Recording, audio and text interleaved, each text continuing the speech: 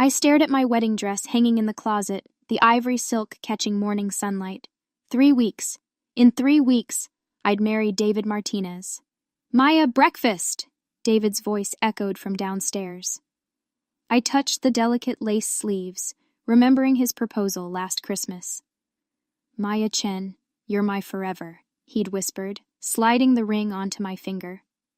The smell of coffee and bacon drew me downstairs. I found David flipping pancakes while scrolling his phone, his dark hair messy from sleep. "Morning, beautiful," he said, not looking up. "Who are you texting so early?" "Just work stuff." He quickly pocketed his phone. "You know how demanding the law firm gets." I wrapped my arms around his waist from behind. "I love you, David." "Love you too, babe."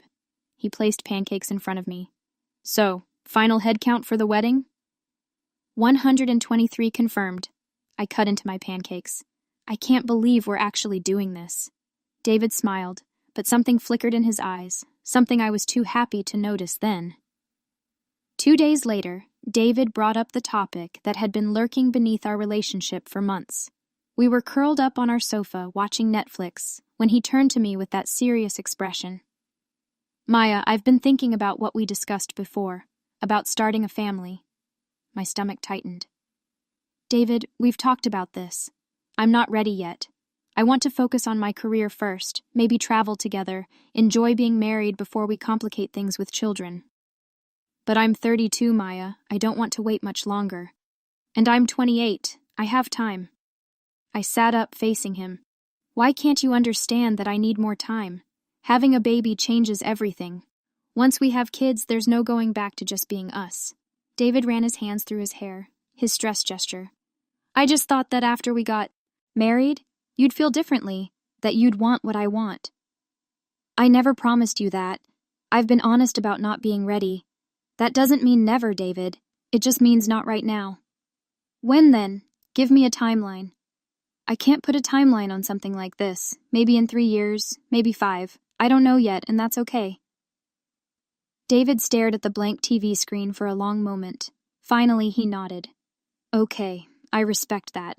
I love you more than I want kids right now." I believed him. I took his hand. "Thank you for understanding. This is why I'm marrying you. Because you listen to me. Because you respect my choices." He squeezed back, but his smile seemed forced. "Of course, babe. We're a team." That night, I thought our biggest hurdle was behind us. I had no idea it was just beginning. The next few weeks flew by with wedding preparations, but I started noticing things about David that made me uncomfortable. His phone was always face down now. When it buzzed during our cake tasting, he'd glance at it and frown. "Work?" I'd ask. He'd nod, but something felt off. "Maya, you're overthinking," my best friend Sarah Kim told me over lunch downtown. "Wedding jitters are normal. You're about to marry the love of your life." "I know, but he's been so distant lately. Ever since our conversation about kids, it's like there's this wall between us." I stirred my iced coffee. "Yesterday, I caught him smiling at his phone in a way he used to smile at me." "Did you ask him about it?" "He said it was a funny meme from his law school buddy, Jake." I shook my head. "I used to trust him completely, Sarah. Now I feel like I'm constantly looking for signs of something wrong." Sarah squeezed my hand. "Pre-wedding anxiety is real, Maya.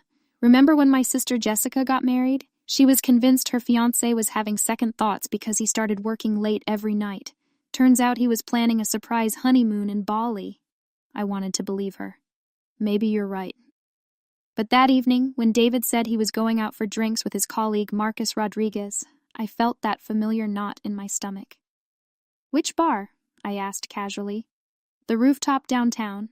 Nothing fancy, just unwinding after the Peterson case." 2 hours later, my college friend Emma texted me a photo from her Instagram story.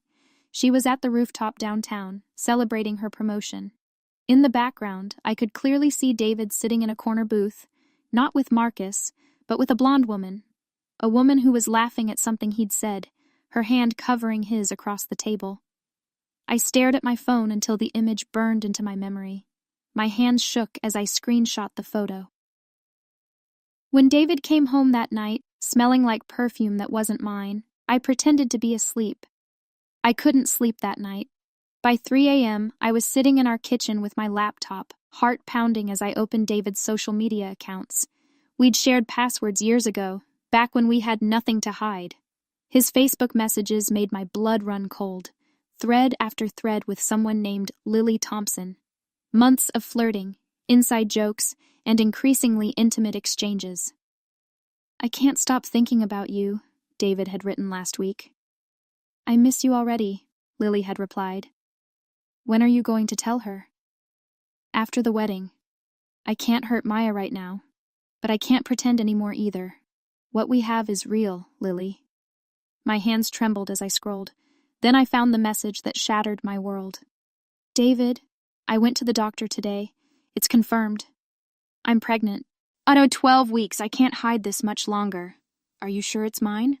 "Of course it's yours. You're the only one I've been with. David, what are we going to do? I'm starting to show." "Let me handle Maya first. Give me time."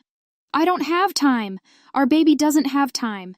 I need to know if you're going to choose us or if I'm doing this alone."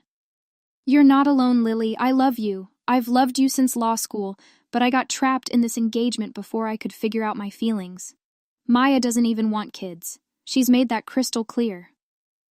I slammed the laptop shut and ran to the bathroom, barely making it to the toilet before I threw up. Everything, every conversation about children, every reassurance about our future, every "I love you," had been a lie. When David's alarm went off at 7 a.m., I was still sitting on the bathroom floor, my face swollen from crying. He knocked softly. "Maya, you okay in there, babe?" I looked at myself in the mirror. This was the moment that would define the rest of my life. I could confront him now, or I could see how far his lies would go. "I'm fine," I called back, my voice surprisingly steady. "Just feeling a little sick.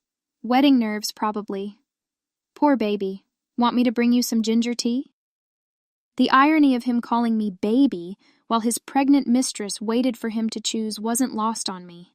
The next 2 weeks were the most challenging acting job of my life. I smiled at our final dress fitting, nodded when David's mother Carmen showed me centerpiece photos, and held his hand during rehearsal dinner planning. All while knowing he was already planning his exit. "You're glowing, Maya," Carmen said during our final menu tasting. "Matrimonio brings out the best in women. Soon you'll give me grandchildren, no?" David's jaw tensed. "Mom, we've talked about this. Maya and I want to enjoy being married first." "Of course, mijo. But don't wait too long. Children are a blessing." Carmen winked at me. "My friend Elena? Her daughter waited until 35 and then... problems, you know?"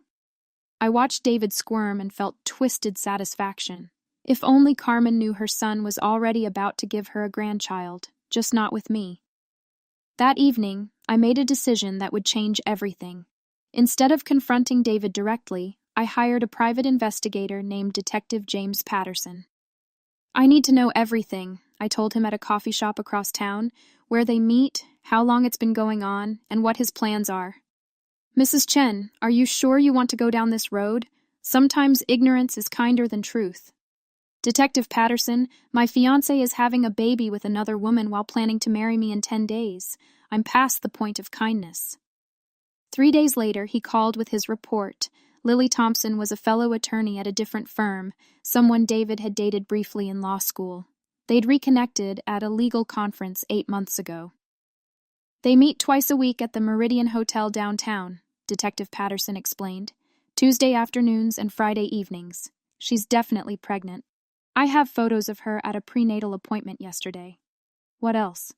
"Your fiancé has been apartment hunting in Lily's neighborhood. He put down a deposit on a 2-bedroom place on Maple Street last week. The lease starts the day after your wedding." I felt like I was falling into a black hole. "He's planning to leave me immediately after the wedding?" "It appears that way.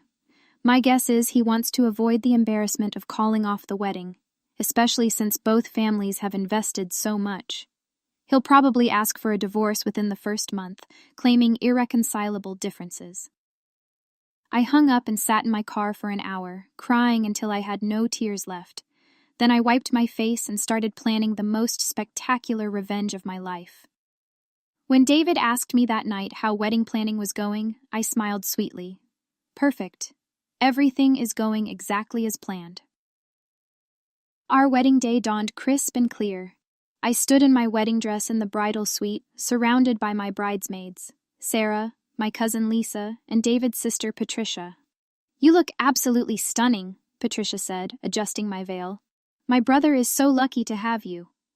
If only she knew how unlucky he was about to become.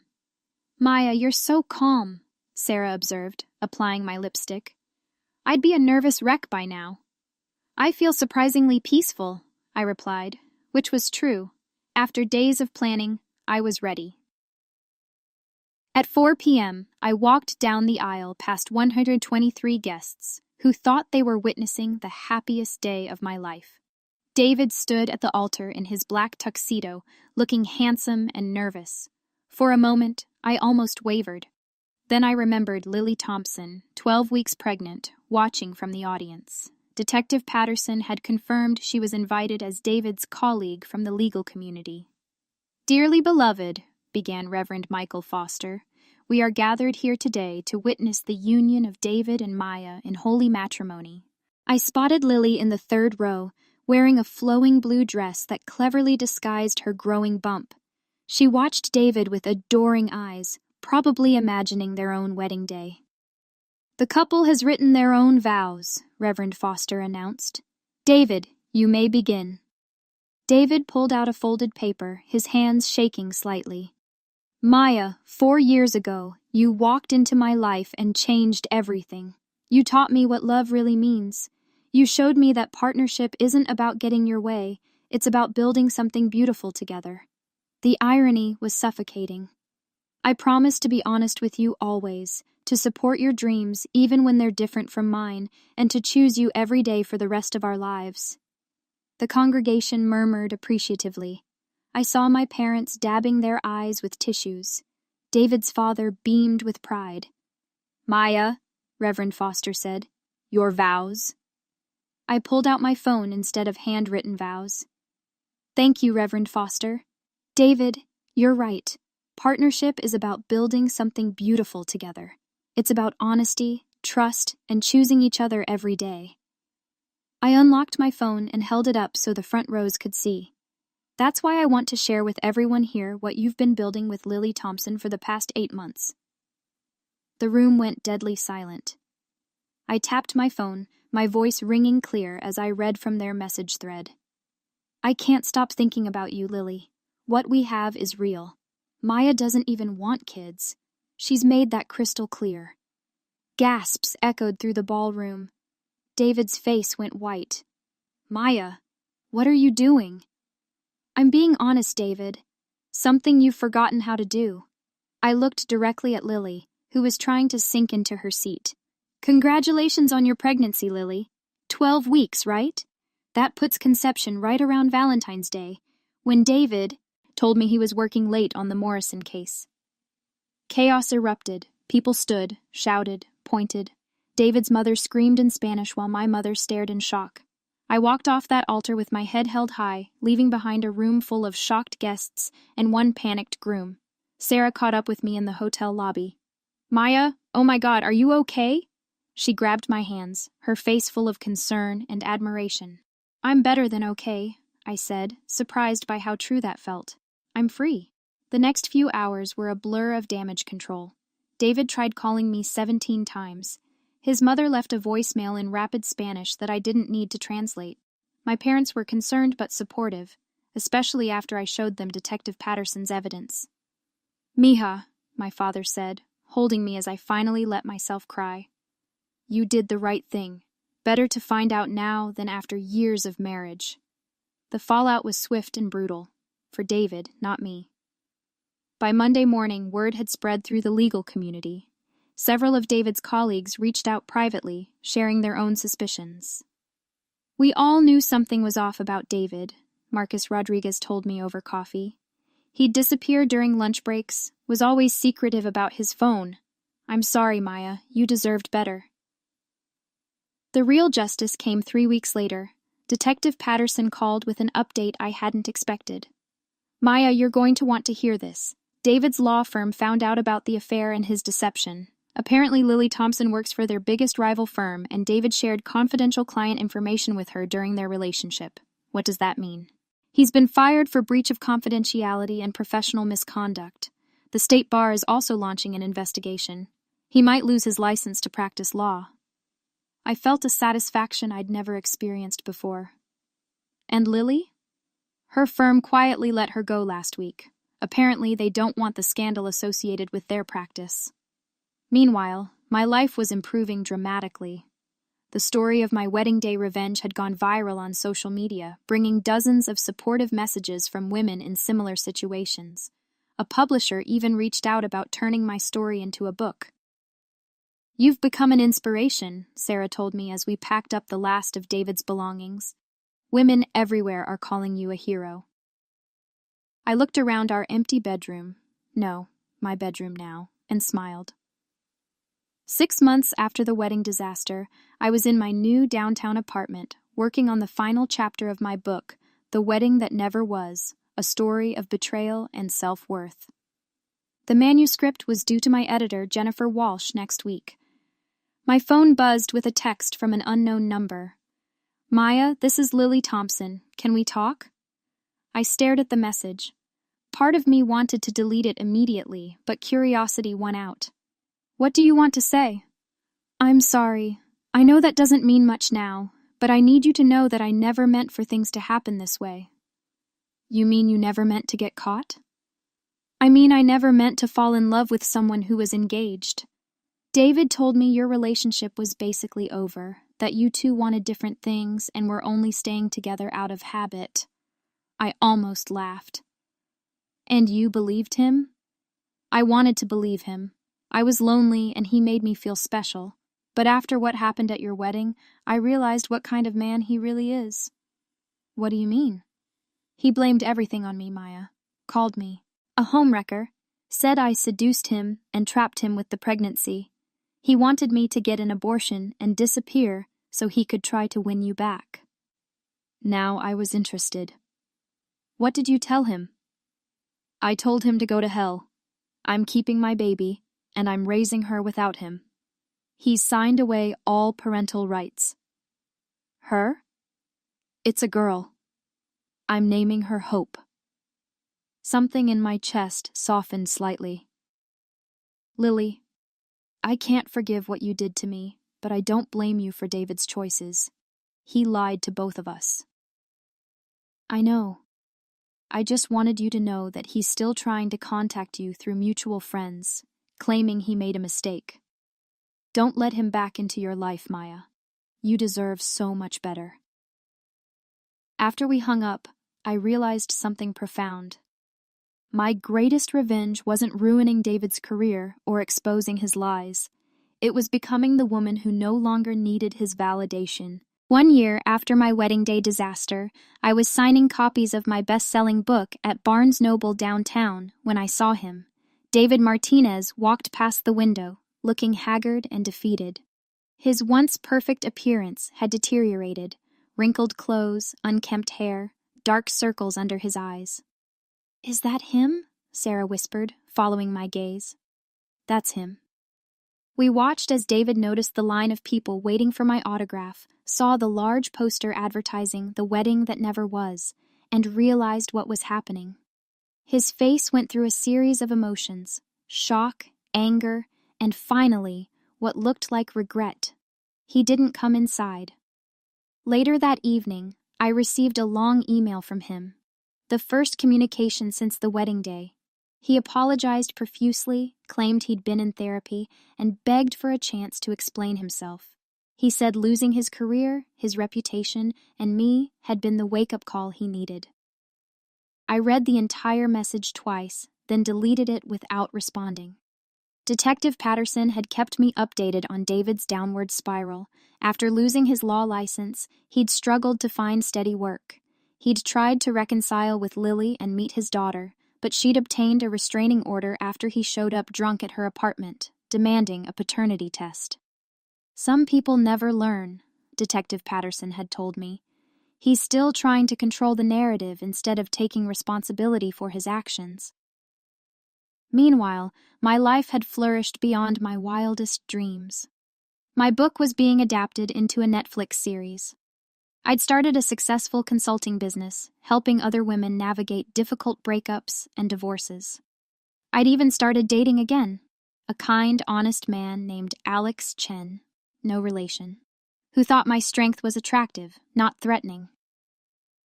As I looked out the window of the bookstore, watching David disappear into the crowd, I felt nothing but gratitude for the day he destroyed our relationship. 2 years later, I stood in my corner office overlooking the city, looking at the framed photo on my desk, not of a wedding that never happened, but of me accepting an award for Women's Empowerment Advocate of the Year. The journey from betrayed fiancé to successful author and business owner had been challenging, but it shaped me into someone I actually liked. My phone rang. It was Sarah, calling with news I'd been expecting. "Maya, you're not going to believe this. David got arrested last night." "What for?" "Drunk driving, third offense. He's looking at serious jail time." I felt sad for the man I'd once loved, but I also felt vindicated. David's life had continued spiraling downward while mine soared upward. It wasn't because I'd wished bad things upon him, it was because his character flaws had finally caught up with him. "How's Lily doing?" I asked. Over the past year, Lily and I had developed an unlikely friendship built on our shared experience with David's deception. "She's great. Little Hope is walking now, and Lily just got promoted to partner at her new firm. She sends her love." After hanging up, I walked to my window and looked out at the bustling city below. Somewhere out there were other women going through what I'd experienced, discovering betrayal, questioning their worth, wondering if they'd ever recover. That's why I'd written my book. That's why I'd started my business. That's why I shared my story with anyone who would listen. The girl who would have married David Martinez 2 years ago had been afraid of being alone, afraid of starting over, afraid of being seen as a failure.